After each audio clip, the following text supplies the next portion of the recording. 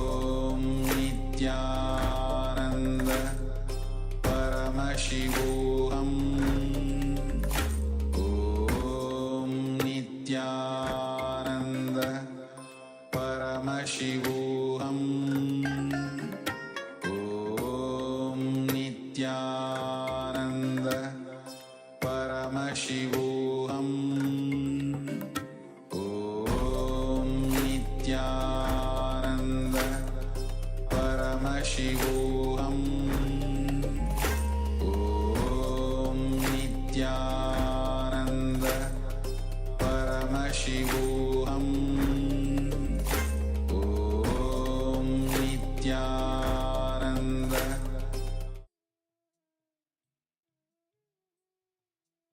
Yes, relaxing.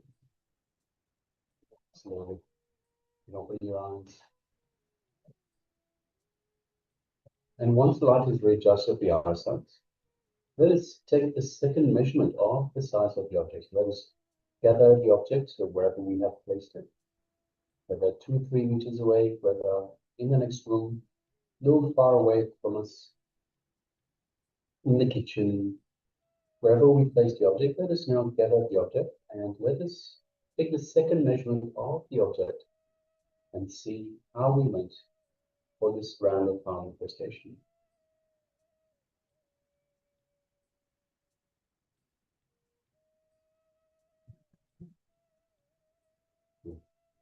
Estima Shamelius, Ma Istegonia, Sakyam Aya, Maskana Matta, and Mutu Arun Aya. Let us take the second measurement of the object that we were increasing for this round of manifestation. And let us know how we went. So the idea with these manifestations, we start off at a baseline. So we started off with having the object in front of us. Then we had the object on our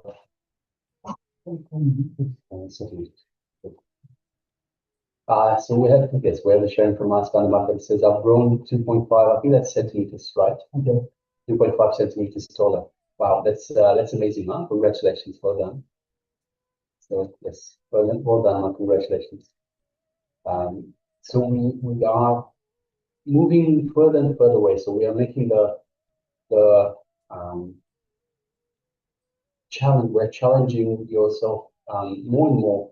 So we start off with object in front of us. Then we have the object in the palm of our hands. Then we put it further away, just so you are comfortable with any aspect of that power manifestation. So you have the confidence that you can do the power manifestation. You can manifest that power no matter the circumstance. So yes, Maskana Mata has grown 2.5 centimeters taller. That is amazing, right? And we also have shown from Mr. Gunya that says icon for I measured before and now after long distance, power manifestation for largely did not change. Okay, yes, okay. Thank you very much for sharing that. Not a problem. So also requesting everyone else, please take a moment. So whatever the object, so Maskana Mata decided to increase her own size, her own height. Whatever object or whatever you decided to increase the size of, you can let us know and how you went. The Marsha may use Satyam Aya, Mutu Arun Aya. You can also go ahead and share. But this is a very exciting power manifestation because you can see the increase right there. So as soon as you manifest the power, it is right there. You can see it. And for some power manifestations, you might have a doubt because you don't immediately see the results. But with this one, it is right there. It's happening. Maskana Mata says, I've tried several times to change my height, but without success. I'm still 0.5 away from returning to my previous height. Okay, thanks. Yes, thank you very much for sharing that. All right. Okay, so that was the power manifestation. Now we are going to move on to another revelation from the Supreme Pontiff of Hinduism.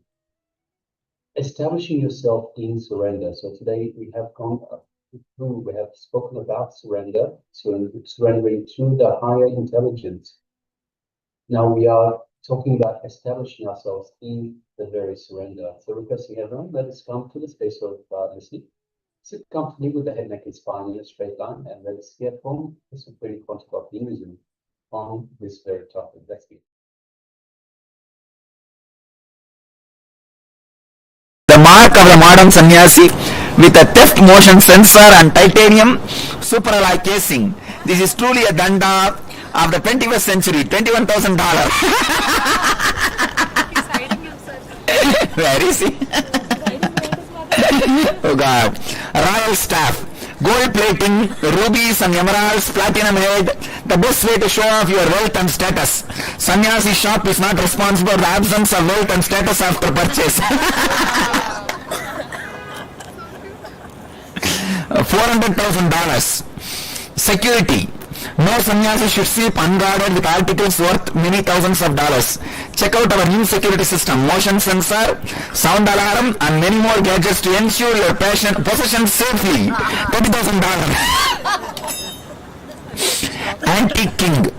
Leather wrapping, ivory studs, the luxury danda that beats any other. $30,000.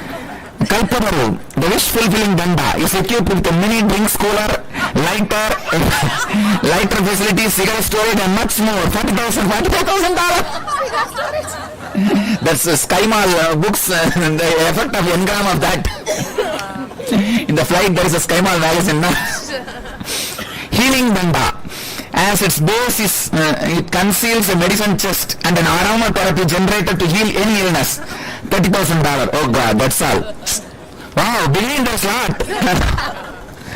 Grihastha soup. And that says, I hate sannyasis. 2 famous sannyasi for your liking. Want to go to a friend's party without looking like an idiot. The Grihastha soup is an answer. La natural city. Dweller suit with secret compartments for gandas, commandables and other incriminating items.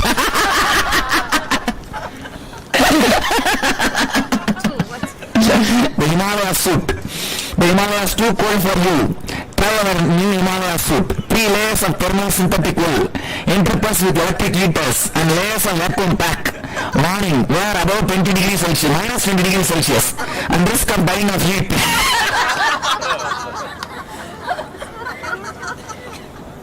And edibles, ready-made meal packs. The only solution to starvation, ready-made meal packs. Drop a sachet into the kamandalu, then bring to boil. Oh God!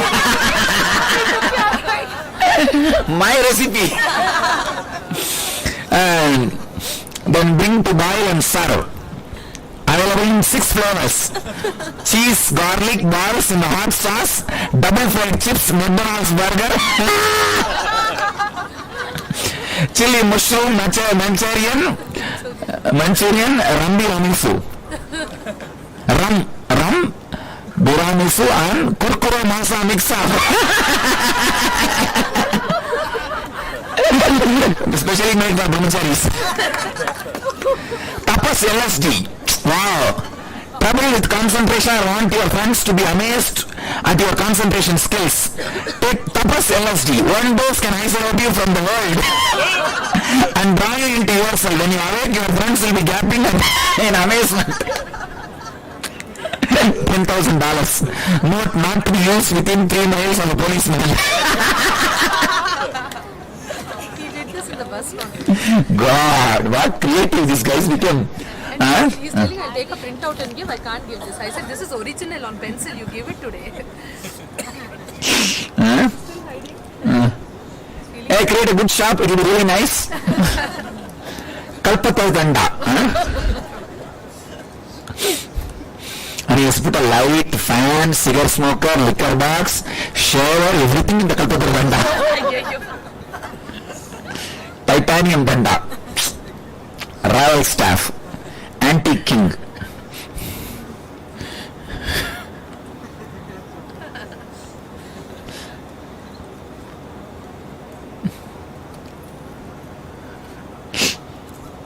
Have it. Yeah, give it to him.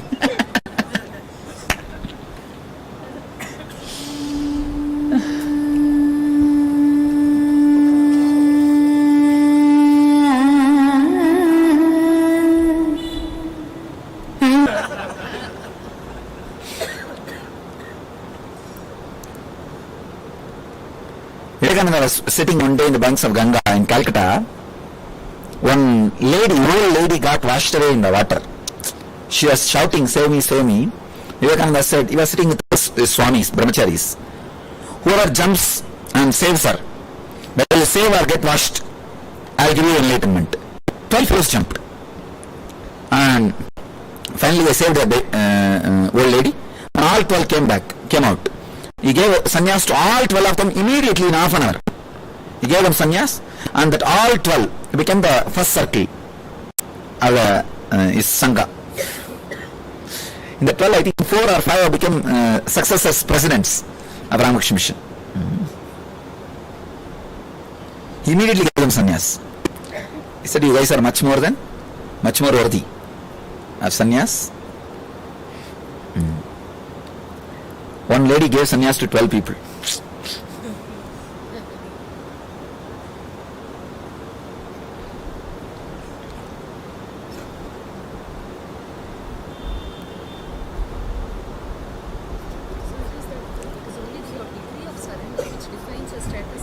Nothing else. Degree of surrender, that's all.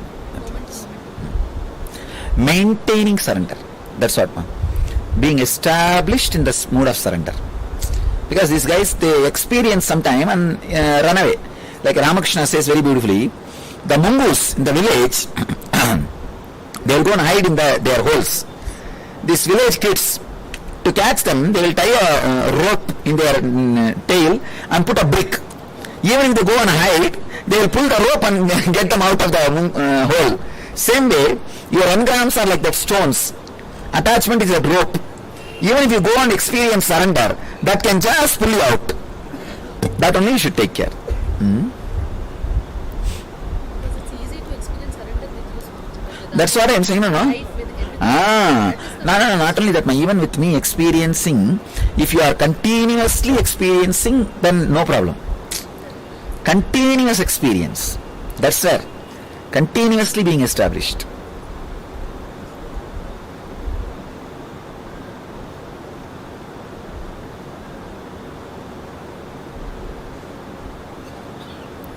Without, you see, when you are not having surrender, suddenly you will start judging my movements. You understand? My movements are not me. Even if I do not know, I do not show you, I am an incarnation. Understand? Sometimes I myself may act just like a normal man, just like normal, but when you measure with your logic, that actions overdone. Gone. That's why I tell this first circle disciples, say, even if I don't know, you be know, I am an incarnation.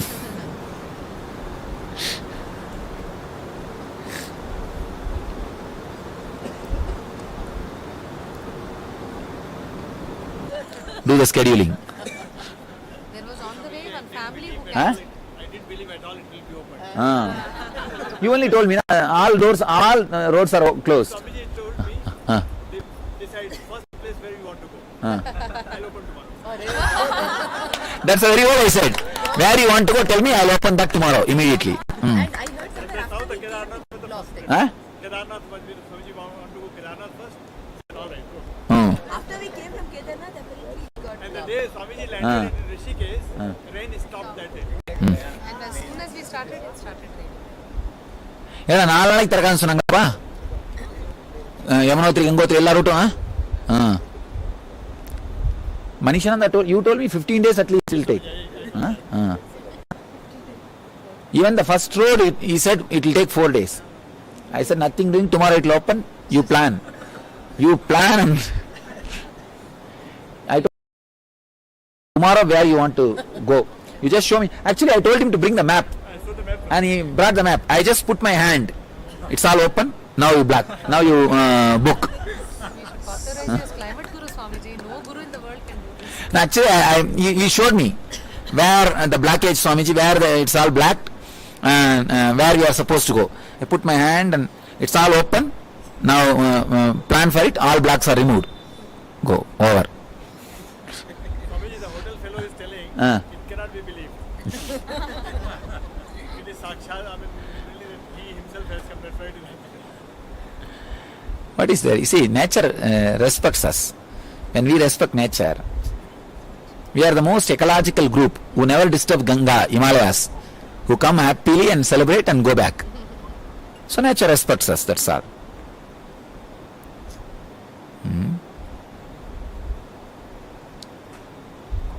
Ganga celebrates our presence. Himalaya celebrates our presence. He wants us here, Himaraja.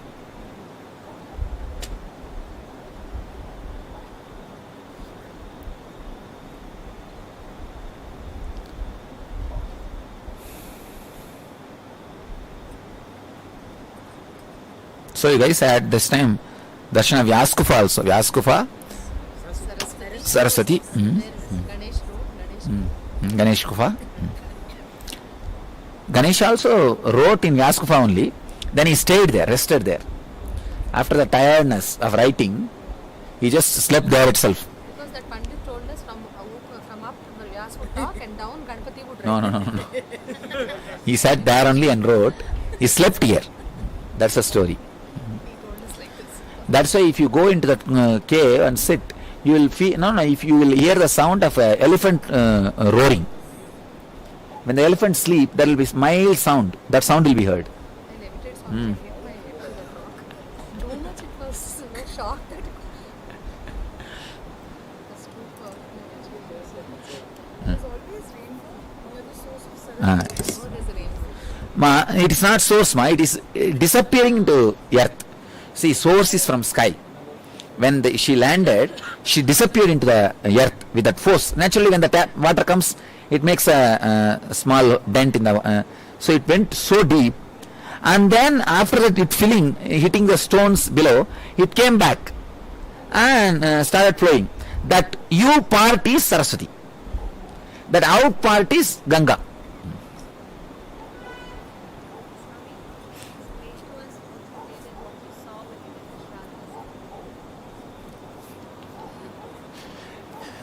Will you understand? Next.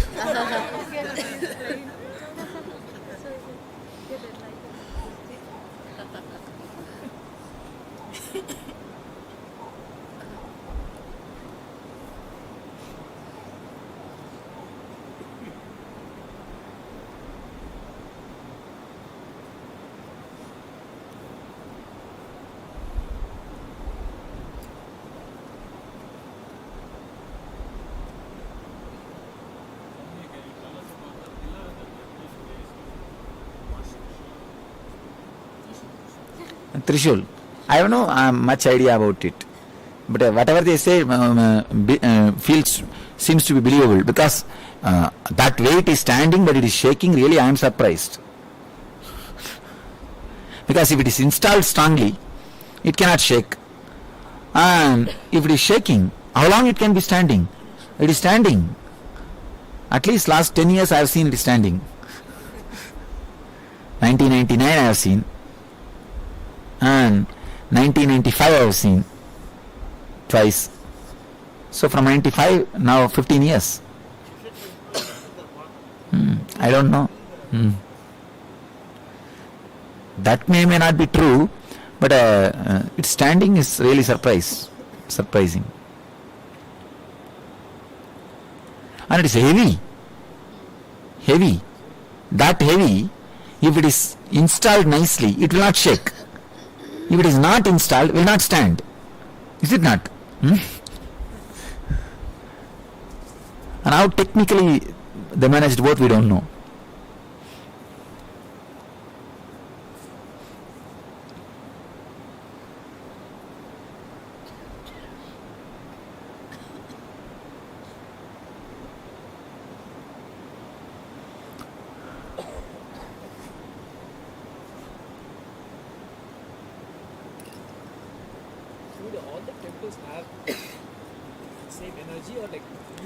No. See, it's like a masters. If they have left the body, then it will be energy. Otherwise, it's all just a place of worship. This is more a place of worship, not energy center. Place of worship. But even there you can feel connected. It's not wrong, because many people would have worshipped those thoughts are culminated and it's there. You see. There's another Gupta Kashi in Swamiji. There also is there a story about Panchakashi is there. Panchakashi, Panchaprayag, Panchakedar, Panchabadri is here in the Himalayas. Panchaprayag is Devaprayag, Rudraprayag, Vishnuprayag, Sonprayag, Karnaprayag, and Nandaprayag. Actually, then one should be missing. One should be reduced. I don't know which is Panchaprayag. In the 6, some 5 is Panchaprayag. Same way Panchabadri, Panchakedar, Panchakashi.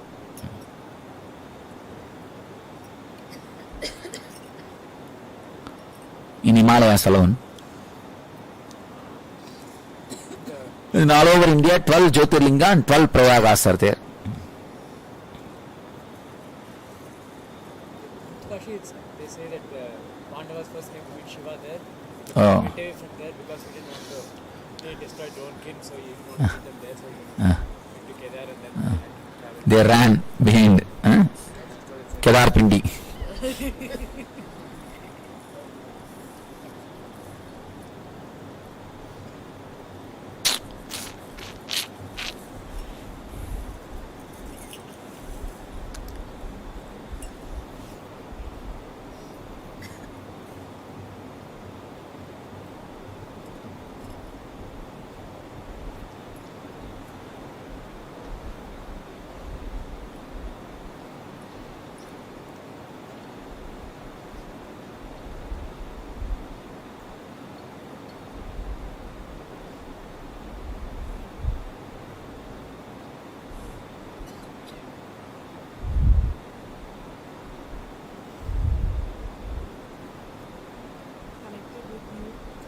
Yes. Then why else it will be connected? No, whether I am in the physical body or not, whether you are in the physical body or not, connection is eternal.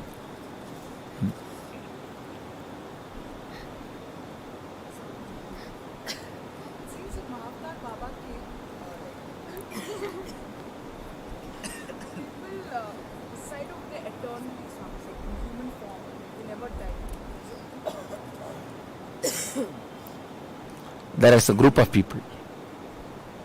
This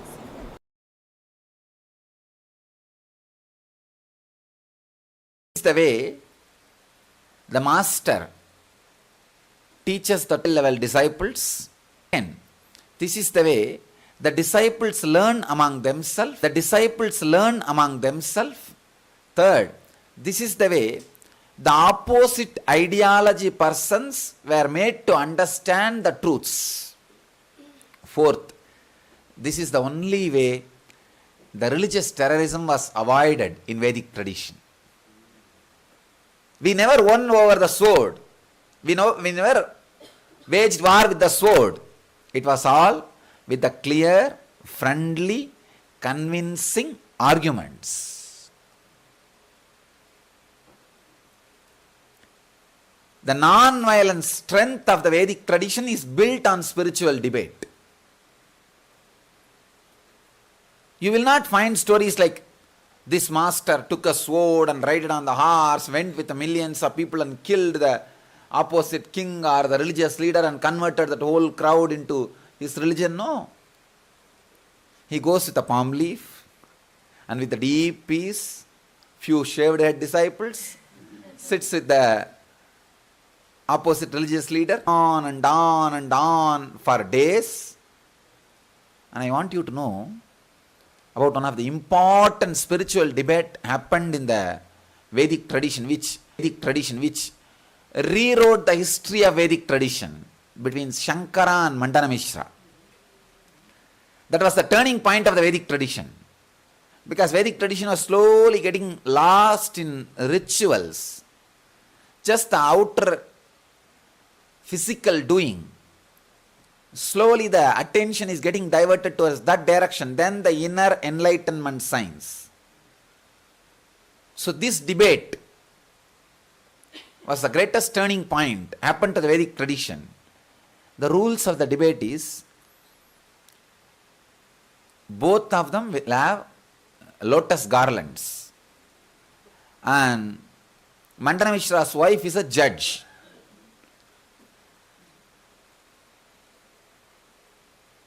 Whose garland withers away first is the loser. You may think, how can that be the decision point? You need to understand, whose body becomes heat during the argument does not have the rational strength, just agitation is coming up. As I said in the morning, the person who is agitated is loser. Person who is agitated is going to do all foolish things. All foolish things. And they are already doing. Get into more and more trouble. They are putting themselves into more and more trouble. When you are agitated, see, spiritual strength means how much the Shastra Pramana and Apta Pramana has become Atma Pramana. Shastra Pramana means truths of the spiritual scriptures. Apta Pramana means the truths as expressed by the Master. Atma Pramana means truths which has become experience of you. The Shastra Pramana, how it is expressed as Apta Pramana, should become Atma Pramana in you. So, if your Atma Pramana is stronger, your logic will ride on the cool, lubricated, compassionate nervous system. Does not need to get agitated, does not need to become hot, so that the garland can wither away. So now no need. You can play the cool game. So, Mandana Mishra was given one garland, Shankara was given one garland, debate starts, 3.5 days it goes. 3.5 days, 4th day. Amazing. 3 days, two complete opposite ideological persons are able to sit and have a beautiful dialogue, debate without getting heated up. That is the greatness of the Vedic tradition. That's the greatness of Vedic tradition. It's like more like will I lead you to the deeper space or will you lead me to deeper space? That's all. Nothing else. So both of them decide, if you lead me deeper space then where I am, I will become your disciple. If I lead you to the deeper space then where you are, you become my disciple. Let us enter into the deeper truths. Sahana vavatu, sahana ubunaktu. Means let both of us grow together. Let both of us educate ourselves together. Let both of us have friendliness till we complete this process. Even the Brahma Sutra, first sutra starts with Atato Brahma Jinyasat. Let us explore the existence, the Brahman. Very beautifully, the Apta Pramana, Shastra Pramana, which has become Apta Pramana, and how much it has become Atma Pramana. Here, both of them are leading each other into the deeper and deeper and deeper spaces, understandings. When you have no more space to lead the other person into understanding, you are agitated. You will now start using the perverted logic, the heat. Garland will wither away. After 3.5 days, evening, first time sweating was seen on Mandana Mishra's body. The heat has started coming up, means now all his other energy chakras are tired. Swadhisthana is emitting the heat. Now it has become survival. It is no more understanding. It is no more spiritual. Now he is agitated. He knows he doesn't have anymore. He can't lead the other person into the deeper spaces, deeper than where he is. So naturally, the irrational logic, perverted logic gets activated, and he tries to use different words, which is not his experience. So those words, which has not become part of him, creates heat, and garland slowly starts withering away. Saraswati, Ubay Bharati, says, stop now, you lost the game. Understand how beautiful the atmosphere would have been. Two great religious leaders. Understand, Mandana Mishra is not an ordinary guy. He is the top religious leader in Karmaganda. In those days, Hinduism is not like united as it is now. It's one of the huge branch.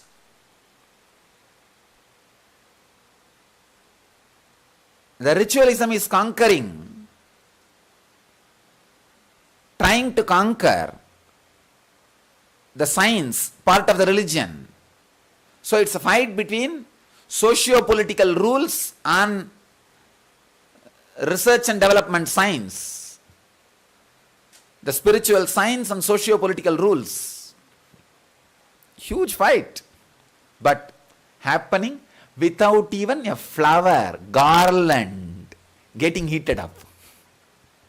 Can you understand? Such big decisions are made in such a loving atmosphere. It's almost like a life and death for few million people. It is getting made in a space where the garland, the lotus flower, is not getting withered away. No sword, no blood, not even using the hand to beat. Just simple intelligence. And then Mandana Mishra not only realizes, he surrenders completely. He surrenders completely and says, here I am, your disciple. I understand. You can lead me one step deeper than what I am. See, Mandana Mishra is not an ordinary, he is an highly integrated spiritual practitioner. I can say religious practitioner who has millions of disciples. Amazing strength, intelligence, integrity. But when he says, yes, this guy can lead me one step deeper than where I am. He can take me one step above than where I am. This is time. Let me surrender. Keeping the seeking alive. Understand? Keeping the seeking alive. Not getting frozen with the ideas is the truth, basic truth on which the debate should happen. Spiritual debate should happen. Keeping the seeking alive. Not getting frozen in our own ideas. Person who constantly has a spiritual debate with his own life is living enlightened. With your own life, constantly have a spiritual debate. Am I standing with the decisions I took? Am I standing with the seeking I took up? Am I getting frozen? Am I ready to have the debate? Am I ready to have debate with my life, which is ready to lead me to the next step?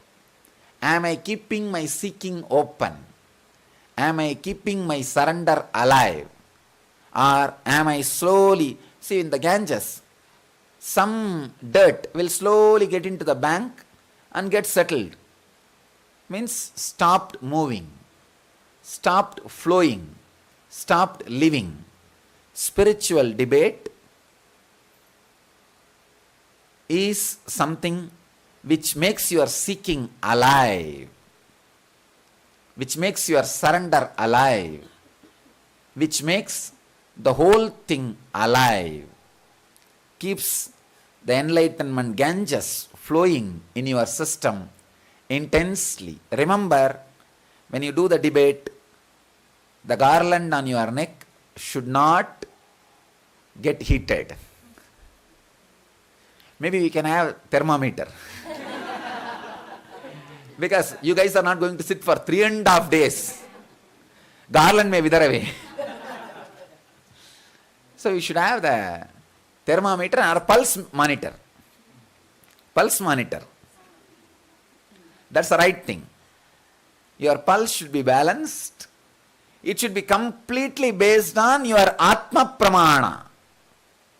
The Apta Pramana, which has become Atma Pramana. Understand? Shastra Pramana can never directly become Atma Pramana.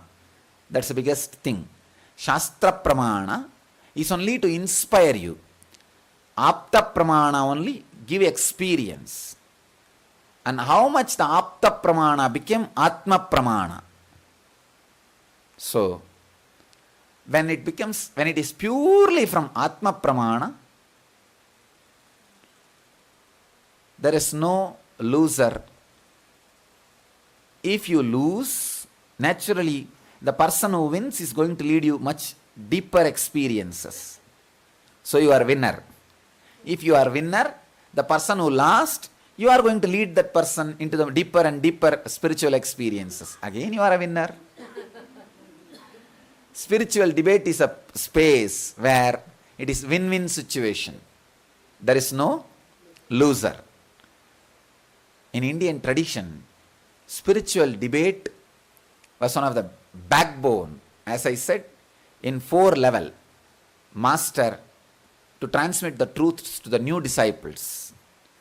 Master, to transmit the truths to the different ideological religious leaders. Disciples, to transmit the truth to other disciples.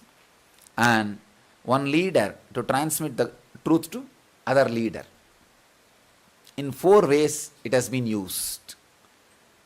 And this avoided all religious terrorism in Vedic tradition. The Vedic traditions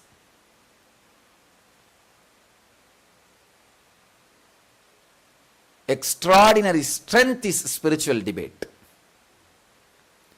And there is a beautiful Sanskrit verse which says, when you listen from the master, you learn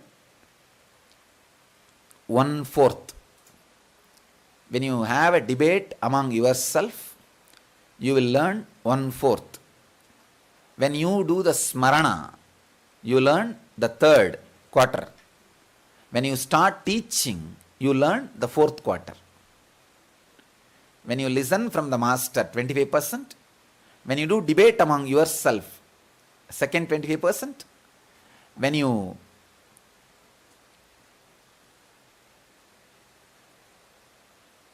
do the smarana, remembrance, means internal question answer. I can say kind of an internal debate.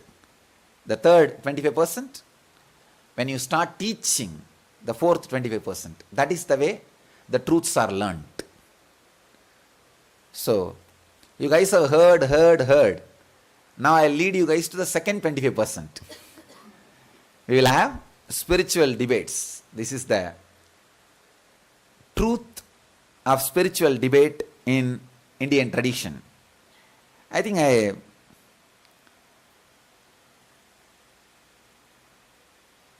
the second subject is history of spiritual debate. I think I have covered this subject also. As I said, in all traditions, which is out of Vedic tradition, the debate is part of life.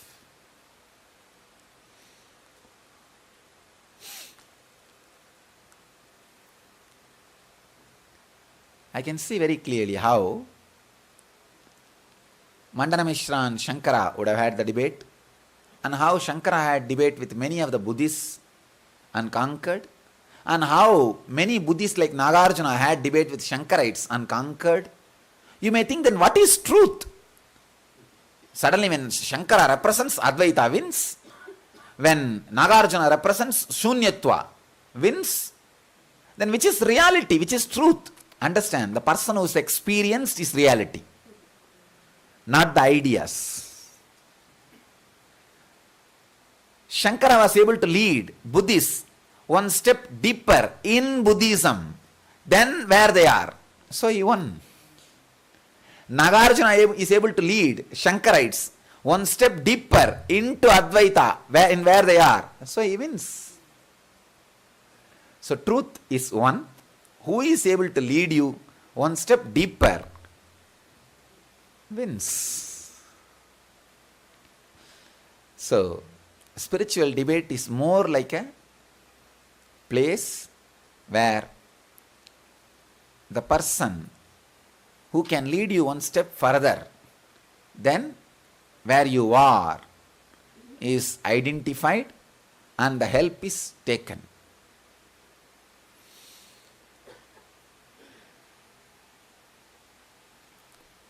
Brief introduction about Advaita. Advaita means non-dualism. Some of the translators translate this as a monism. No. Monism means egatva. But Advaita means non-dualism. It is put in the negative form. It is not said one, no. No two, that's all. Advaita means non-dualism, where the truth is beyond two. There is no two. Name or form, anything, time or space, which makes you experience two things, does not exist. Seen and the seer, if there is two, it is lie. Known and the knower, if there is a two, it's a lie. Experience and the experiencer, if there is two, it is a lie. So merging the experiencer and experience into experiencing, merging the seer and seen into seeing, knower and the known into knowing, is Advaita. Beyond two. You can't call it one. Beyond two. I can say the truth which leads you beyond two is called Advaita Tattva. And the experience beyond two is Advaita Anubhava.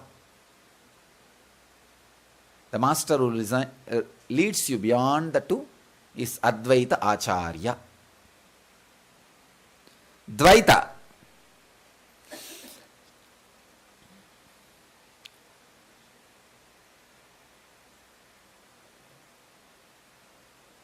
I tell you exactly the difference between Advaita and Dvaita. When you experience the Advaita Anubhava from the Advaita Acharya and settle with that experience, your extraordinary gratitude will feel, whatever is said and done, I cannot become equal to him. Till you leave the body, that one line of your bio-memory will say, I cannot become equal to him. So that one line is called Dvaita, that's all. When you leave the body, that one line will go away, then it is Advaita, that's all, nothing else. Otherwise, Dvaita is, as experience, there is nothing separate. Gopikas realized they are Krishna. All great Advaitis, they realize it is they who is Bhagavan. It's not that Gopikas are great bhaktas, because of that they did not have Advaitic experience. No. All great bhaktas had the Advaitic experience. But when they are in the body, one line, how can I become equal to him? So internally I know I am one, but I have to be at his feet. I have to relax at his feet. The overflowing gratitude and love which completely makes you to feel the master as divine. So when that one line is retained, that same experience is called Dvaita. If without Advaitic experience, if you are having Dvaita, then it is incomplete. Advaita is the truth experience, ultimate. Out of that, any attitude you take is perfect. But without experiencing that, you are stuck in any attitude, means your sadhana is incomplete. So know the truth which unites everything and play from the truth, from that experience.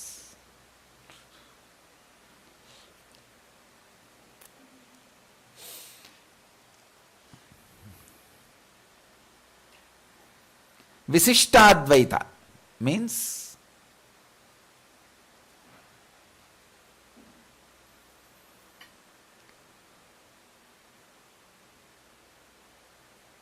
the individual soul is separate, the cosmic soul is separate, it is part of the cosmic soul. Slowly, slowly, slowly, it can expand and may experience oneness.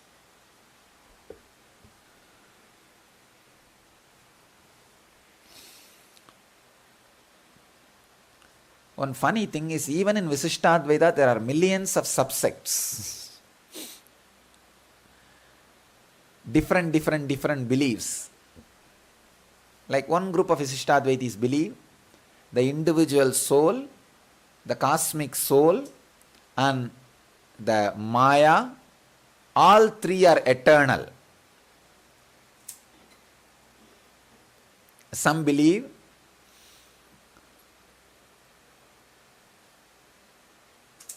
Atman, Brahma, Parabrahma. So there are so many versions of Visishtadvaita. All I wanted to tell you is, after experiencing Advaita, any stand you take, any position you are, great. But without experiencing that, any position you are in, you are incomplete. Sunyavada. Sunyavada means the path of negation. Nothing, nothing, nothing. Neti, neti, neti, neti, neti. It's like a technique which does not give any hold for your mind. Just relaxing, relaxing, relaxing, relaxing, relaxing into the deeper and deeper space. There is no one word on which you are struck. You are stuck. You are catching or you are caught. Neither the word is caught by you nor you are caught by the word. Sunyavada. I can say Sunyavada is constantly updating your experience, not being stuck with any of the ideas you create. And Mayavada.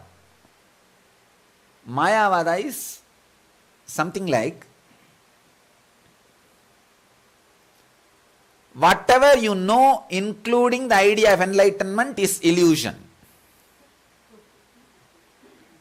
Go beyond whatever you know. What is enlightenment? Different roads, that's all. Different roads. See, like now, we have different roads to travel. If there is a landslide in some road, means some wrong group has occupied, identified one philosophy with themselves. They have put a wrong meaning on the words, loaded with too much of dirt. Then we take another one route, that's all.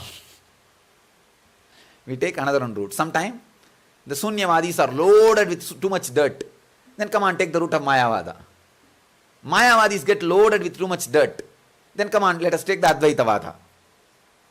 Anyone, if you travel sincerely, that's enough, will lead to the ultimate truth. Mayavada is like everything is illusion. Reject, go beyond all illusions.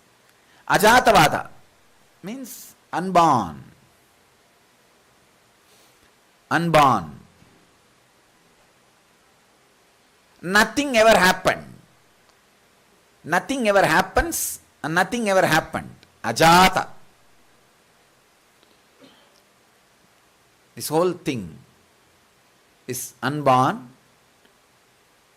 Because you are seeing it as born, it appears to be born, it is unborn. Ajata.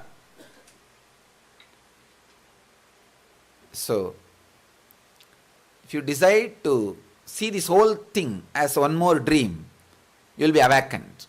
That's what? Unborn. Ajatavada. Rules of debate and moderation. As I said, first thing, pulse should not go up. Second thing, the words should be from your Atma Pramana. If you have been with Master and you are very clearly aware that some experience is possible in biomemory, in human biomemory, that becomes your experience. Understand? If you know bliss is possible in this biomemory, immediately that becomes possible in your biomemory. If you know the ultimate energy is possible in this biomemory, ultimately that becomes possible in your biomemory. Whatever is possible in that biomemory is possible in this biomemory. And start living it, giving support to it, encouraging it. That is what I call Nididhyasana, living. So whatever you are living, talk from that. That's all. Talk from that. He would have put many seeds in you. Apta Pramana would have become Atma Pramana in many ways. Talk from that. That is the rule. No question of heated arguments. No question of irrational logic. No question of perverted logic. It is only let us inquire into the truth. Atato Brahma Jignasat. Not let us see who wins. Let us inquire into the truth. That is the rule for moderation of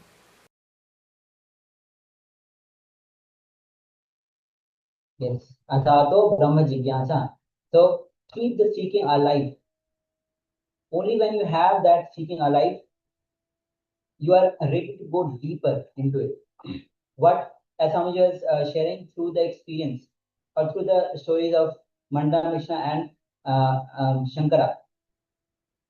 So, and even the Shankara having debate with the Buddhist or different other religious groups. When you have that seeking alive, you are ready to go beyond your religious belief. You are ready to go beyond the ideas that you carry. You are ready to go beyond to seek the truth. So, a small example of how when the Mandala Mishra and Shankara debate was there, till whatever experience of both of them was there, the conversation was smooth. When the Shankara started speaking from what is not his experience, the heat started in his body and he lost the debate. And after that, he is ready to go behind the Shankara and follow him because he is taking him beyond what he knows. So it is not the idea that is important, it is the experience that is important.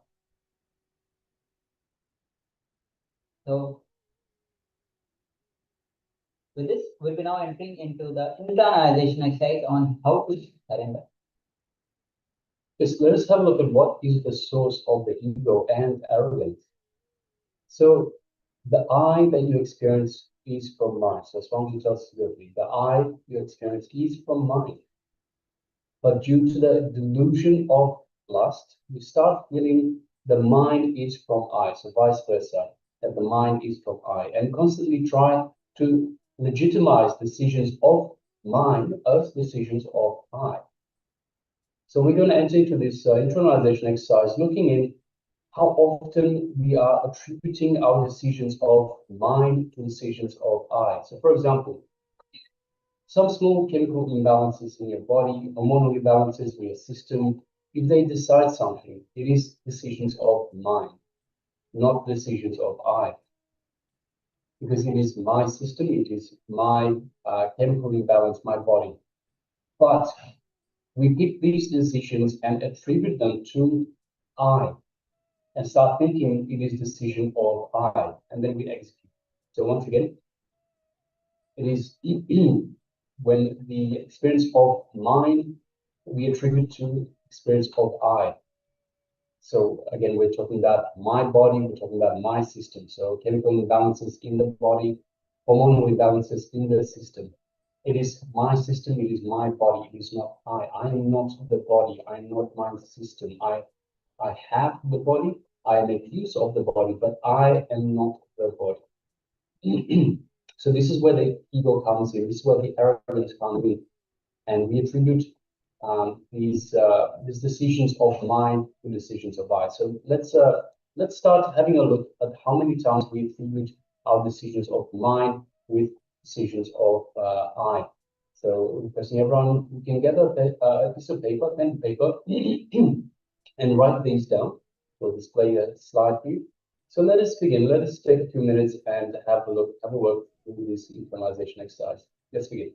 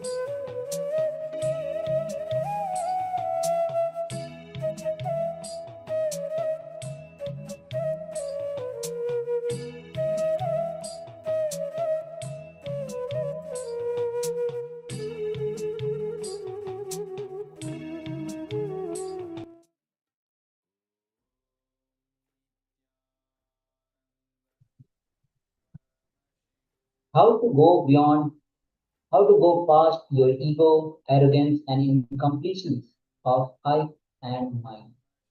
First, don't owe anything. Nothing can be the reason for your cognition of I. Your I has to be just dependent on I. The mind cannot be the foundation ground for I. Second, the biggest delusion you need to handle in this life is there is something other than you. Third, renounce the idea of I and mine and celebrate whatever is. Fourth, everything is part of you. Be part of it. Fifth, go on, let every decision you make, let every thought you entertain, every word you utter, every actions you do, let it be based on Advaita.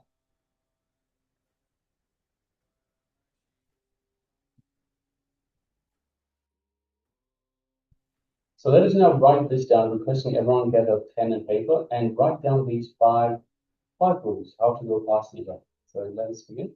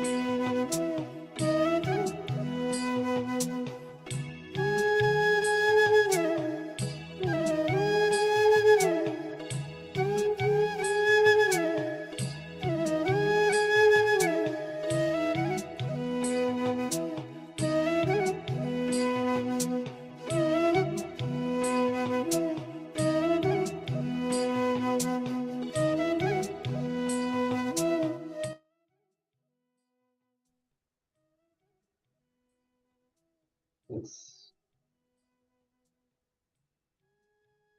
So write down in which areas of your life you are experiencing a continuous form and how it impacts your inner space. Write down all opinions others have expressed about you. And just decide to surrender the whole thing. So let's enter into this final step as well.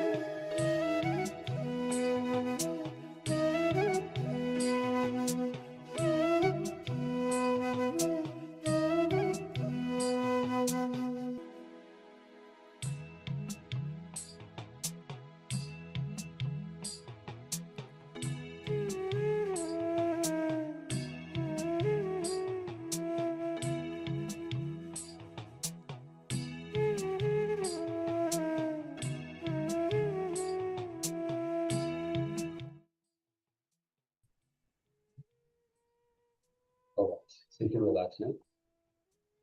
Now let us move on.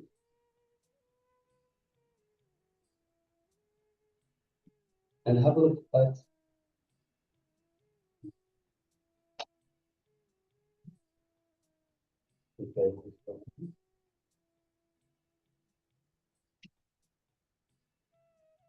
we're moving to another internalization exercise.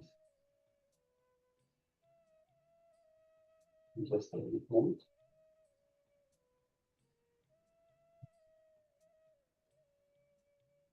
Keep seeking out life. So listening to the Guru. The Supreme Pontiff of Hinduism, Nityananda Paramamashivam, shares strong views on life. So Swamiji said, what made me successful is when my gurus tell me something, I apply karnadhana nyaya and do it immediately. It means before the duality, the second line of thought, grows inside my system, I just do my Guru Bhakti, execute word or instruction from the Guru. With Guru Bhakti, your relationship should be very clear. Karna, Dhana, Nyaya.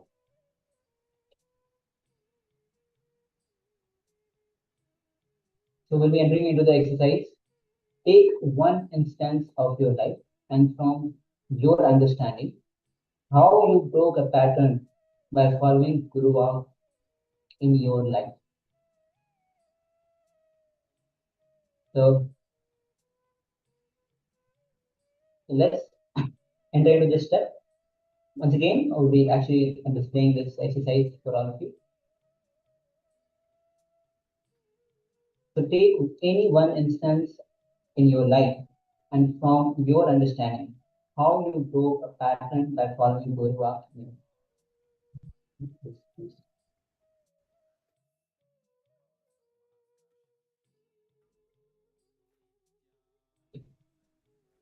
So identify the instance. So think of a specific situation in life where you felt stuck in a repetitive pattern and write down the pattern, what the pattern was and how it affected. So whether it's procrastination, negative thoughts, unhealthy relationships, whatever the pattern was. So identify the situation, the specific situation in life, and write down what the pattern was and how it affected. So let's enter into this exercise.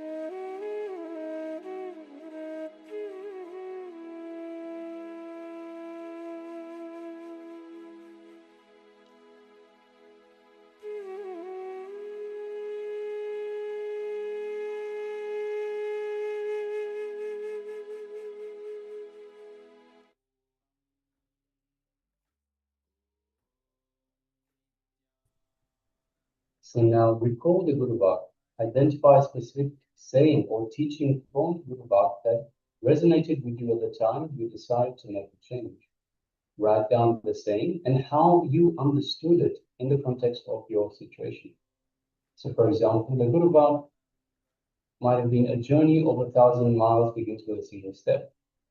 Reminded me that starting tasks, no matter how small, can lead to significant progress. So let's continue this exercise.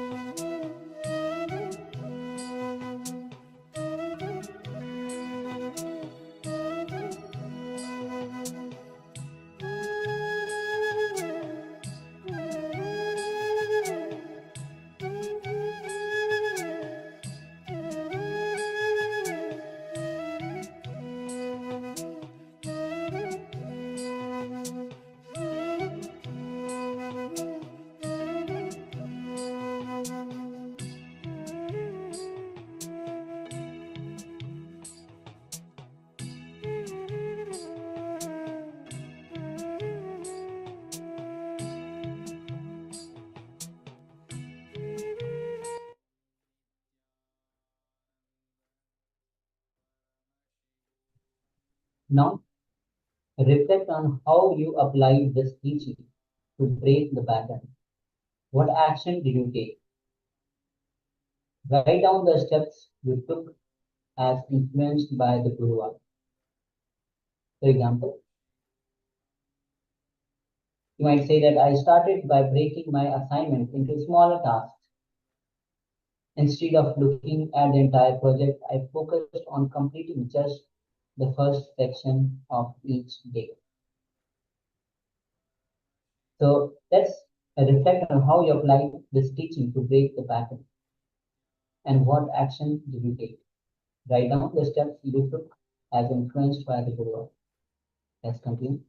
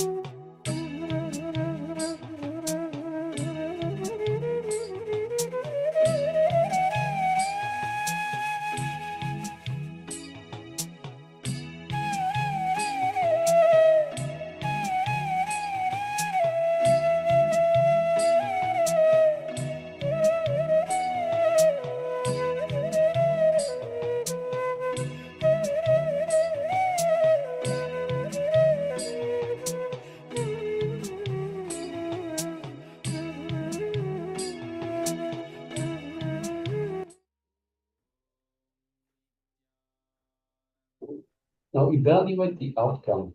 Consider and write about the effects of breaking this pattern and how did it change your life, your behavior, or your mindset. Reflect on any positive outcomes that resulted from your action. So once again, consider and write about the effects of breaking your pattern and how did it change your life, your behavior, or your mindset.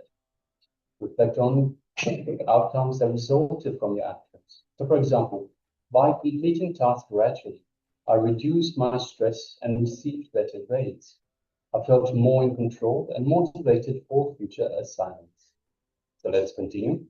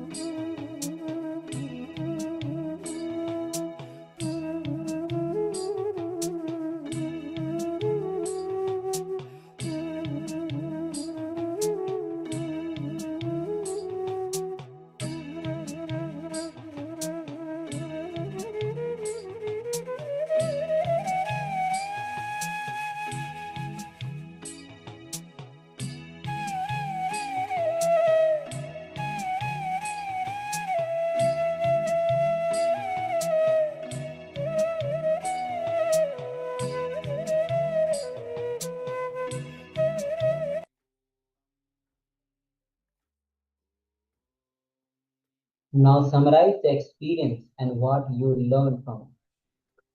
How can this understanding help you in other areas of your life? Write down any additional thoughts and realizations that emerged from this reflection. Example, I learned that taking small, actionable steps can lead to significant change. This realization empowers me to tackle other areas of my life where I feel stuck, such as my fitness goal. So let's take a few minutes, summarize experience and what you learned from it. Let's begin, let's continue.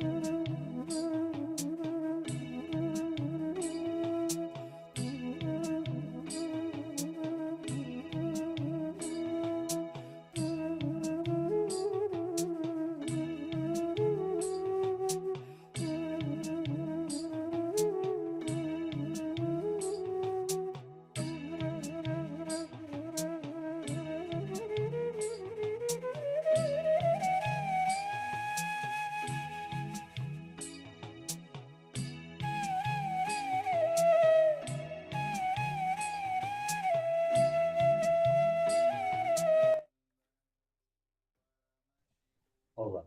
Now you can just sit and bring awareness to the space in between the two breaths. Remember again and again that you are unclutched. Bring awareness to the space in between two breaths.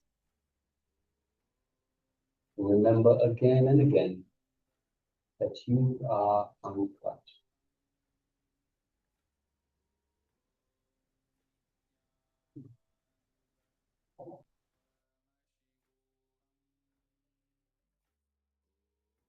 So let's enter into this short meditation where we just bring